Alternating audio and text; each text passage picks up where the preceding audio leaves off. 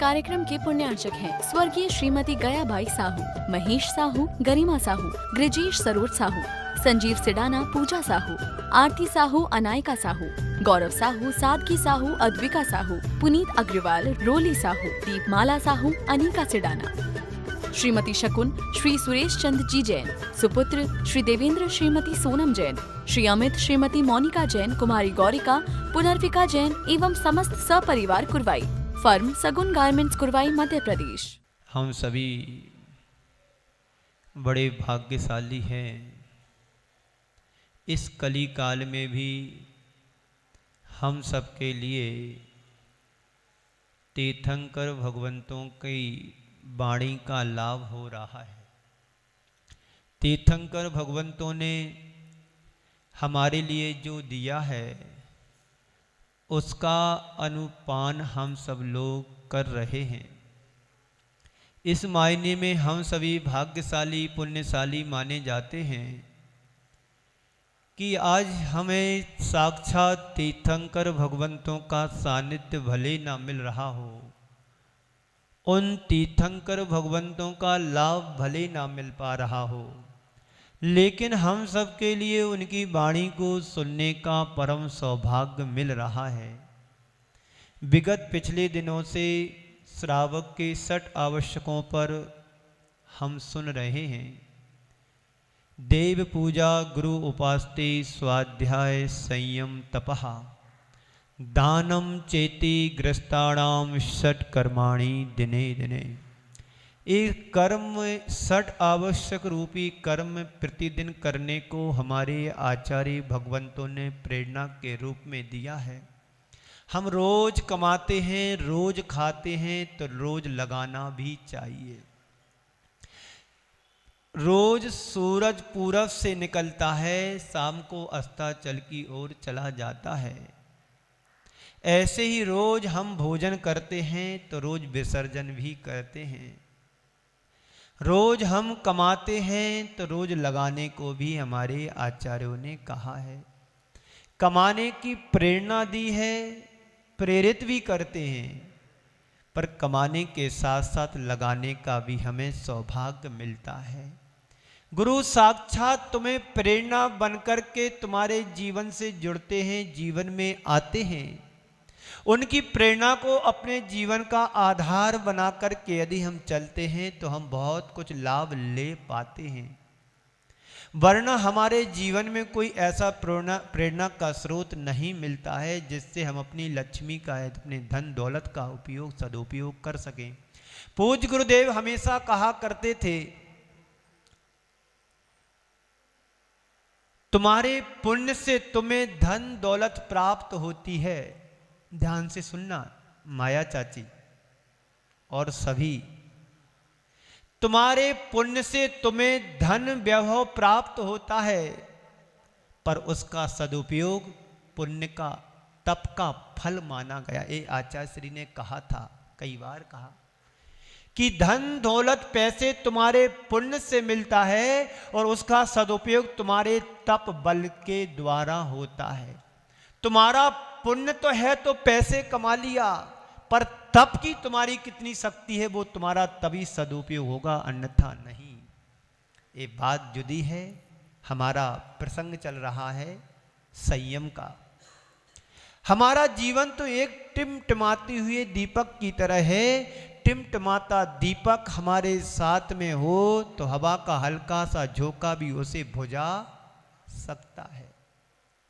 हवा के झोंके की बात तो जाने दीजिए, कभी कभी हमारी श्वास से भी दीपक बुझ जाता है, बुझ सकता है।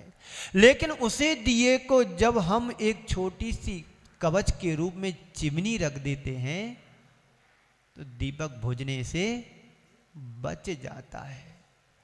ऐसे ही हमारा जीवन भी एक टिमटिमाते हुए दीपक की तरह है। कब किस मोड़ पर तुम्हारे दीपक बुझ जाए, तुम्हारे जीवन की अंतिम श्वास बन जाए, कहा नहीं जा सकता है।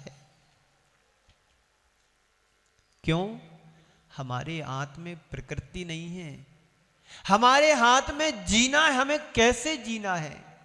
संयम पूर्ण जीवन को व्यतीत करना है कि जीवन असंयममय जीवन जीना है।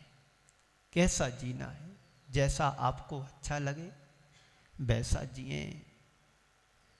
तो हमें दीपक प्रकाश प्रदान भी करता है, फिर उसे हवा का झोंका बुझा नहीं सकता है। संत कहते हैं जो स्थिति दीपक के साथ चिमनी की है वही स्थिति जीवन के साथ संयम की कही गई है। दीपक जल रहा है, उसके ऊपर चिमनी लगी है, तो कितने भी तूफान चले, आंधी चले, हवा चले, दीपक अपनी प्रकाश और ज्योत्सना को फैलाता रहेगा, बुझ नहीं सकता है। संत कहते हैं ऐसे ही हमारा जीवन है। यदि जीवन में संयम रूपी कवच है, संयम रूपी चिमनी है, तुम संसार में कितने भी घूम लोगे तो तुम्हारा जीवन बुझ नहीं सकता। तो संयम की स्थिति जीवन के साथ ही है। संयम हमारे जीवन का सुरक्षा कवच भी कहा गया है। अगर उसे हमने प्राप्त कर लिया तो कहीं कोई खतरा की बात जैसी नहीं है, जीवन में कोई संकट भी नहीं है। असंयमी को पग पग पर खतरा रहता है, एक एक पग पर उसको संकट रहते हैं, चुनौतियां रहती हैं, और असंयम की ओर बढ़ा हुआ एक एक कदम संकट को आमंत्रण भी देता है। और संयम के साथ रखा जाने वाला कदम शांति का सूत्रपात बन जाता है। अब देखना, बाहर से तुम्हें कई रूप दिख सकते हैं, पर जो संयम का जीवन होता है अंदर से बहुत शांतिपूर्ण होता है। जितनी आकुलता हो सकती आप लोगों के अंदर हो, उतनी आकुलता संयम के प्राणी के अंदर नहीं होती है। उनकी जो आकुलता होती है तात्कालिक होती है, त्रैकालिक नहीं होती है। काम बने तो ठीक, ना बने तो ठीक। इसलिए असंयम की आकुलता रहती है कि इसको पाना ही है। जब तक पा नहीं लेता है तब तक आतुरता रहती है, पाने के बाद भी अशांति बनी रहती, शांति नहीं रहती है। एक चीज को पाने के बाद दूसरी चीज को पाने की इच्छा रहती, दूसरी के बाद तीसरी और तीसरी के बाद चौथी, एक क्रम निरंतर उसके जीवन में चलता रहता है। ये असंयम का परिणाम है। और संयम वाला है, मिल गया तो ठीक और ना मिला तो ठीक। वो एक उदाहरण याद आ रहा था, आएगा बताएंगे। तो हमारे जीवन में संयम महत्वपूर्ण भूमिका निभाता है। संयम के बिना एक पल भी नहीं गंवाना चाहिए। आचार्य नहीं, बुद्ध, गौतम बुद्ध भगवान महावीर से कहते हैं कि भगवान मुझे ऐसा सूत्र बतलाओ जिससे हमारे जीवन का कल्याण हो। तो भगवान महावीर कहते हैं, भंते एक पल भी व्यर्थ मत जाने दो, एक पल भी व्यर्थ मत जाने दो। एक पल तुम्हारा व्यर्थ चला गया तो ना जाने कितने भाव तुम्हें पीछे जाना पड़ेगा। ये भगवान महावीर कह रहे हैं अपने उपदेश में। जो हमें जीवन मिला है बड़ी मुश्किल से मिला है। हमारे जीवन की शुरुआत कहां से हुई है पता है आपको? हमारी जीवन की शुरुआत नरक और निगोद की पर्याय से स्टार्टिंग हुई है। निगोद अवस्था से जीव निकल करके आया। एक साथ यदि जीव निगोद से निकलते हैं तो 923 जीव निकलते हैं। कितने हैं? इतना ही है, 923। एक साथ 923 नहीं, 923 नहीं है, मोक्ष जाते हैं 608 ऐसा कुछ है। जितने भी हैं इतने ही जीव निगोद से निकल रहे हैं, उतने ही जीव सम्यक दर्शन को प्राप्त कर रहे हैं और उतने ही जीव मोक्ष को जा रहे हैं। ये व्यवस्था हमारे शास्त्रों में है। 6 महीने 8 समय में 608 जीव है, ये व्यवस्था है। 6 महीने 8 समय में 608 जीव मोक्ष जाएंगे, उतने ही सम्यक दर्शन को प्राप्त करेंगे, और जब सम्यक दर्शन प्राप्त होगा तो मोक्ष भी तो जाएंगे उतने ही जीव। तो ये व्यवस्था है। तो किसका फल है? संयम का फल, साधना का फल, तपोबल का फल, सम्यक दर्शन का प्रताप। तो असंयम की ओर बढ़ने वाला कदम हमें संकट को आमंत्रण देता है, और संयम के साथ रखा जाने वाला एक एक कदम हमें सुख शांति समृद्धि को दिलाने का कार्य करता है। असंयम का मूल अशांति है, और अशांति का परिणाम अतृप्ति होती है। भोगों को इतना भोगा कि खुद को भोग बना डाला, साध और साधन का अंतर आज हमने मिटा डाला। पूजन में हम रोज पढ़ते हैं, गुरुदेव की पूजन में, भोगों को इतना भोगा कि सारी जिंदगी नहीं, हर भाव में हमने भोगा है। अब एक चींटी को जानते ना, मच्छर को जानते, कीड़े मकोड़े को जानते हैं, इनके यहाँ क्या जीवन है, क्या करते पूरी जिंदगी भर, कितने दिन का जीवन रहता है। मिट्टी खाते हैं, भोगते ही है ना। कर्म भोगने के लिए वो आए हैं। वायु में बन करके घूम रहा जीव, हवा में बन करके, गुब्बारे में भरती तो पूरे आसमान में घूमेगा। अग्नि बनकर के जीव घूम रहा है, जो जलना और जलाना उसका काम है। जल कायक, जल में जीवन पा लिया, वहां पर भी जीव भोग रहा है कर्म। ऐसी पांच इंद्रियों के विषय जो हैं, जी हमें भोगने के लिए नहीं, इनसे ऊपर उठने के लिए आचार्यों ने कहा है। तो असंयम अतृप्ति को जीवन देता, अतृप्ति को देता है। इंद्रिय विषयों की कहानी यही है, जब तक ना मिले तब तक पाने की आतुरता, और जब मिल जाए तो भोगने के बाद उकताहट होती है, अशांति और बढ़ती है। तो संयम बिन एक घड़ी भी हमारी नहीं बीतना चाहिए। इसके अतिरिक्त ना तो आज तक हमें कुछ मिला है और ना मिलेगा। बताओ, असंयम दशा में हमने क्या क्या नहीं किया, क्या भोगा, उससे कितना लाभ मिला? बोलो, लाभ तो कुछ नहीं मिला और मिलेगा भी नहीं। जिनको लाभ मिला है संयम दशा से ही मिला है। जिस सुख को तुम पाने के लिए पांचों इंद्रिय के विषयों को एकत्रित करते हैं, और उनको पाने के बाद क्या तृप्ति होती है? आप भोजन करते हैं, जब भूख लगती है तो भोजन अच्छा लगता है। बोलो, जब भूख लगती है तो भोजन अच्छा लगता हो, जब पेट भर जाता तो भोजन कैसा लगता? बोलो मां साहब।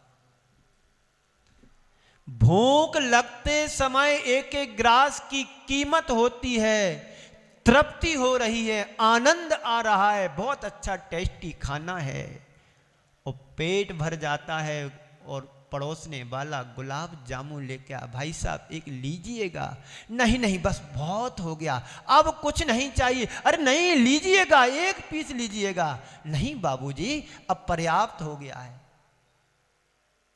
यदि भोजन में तृप्ति होती, शांति होती, सुख होता है तो थाली सामने रखिए तो तृप्त हो जाना चाहिए, खाने की जरूरत नहीं होना चाहिए।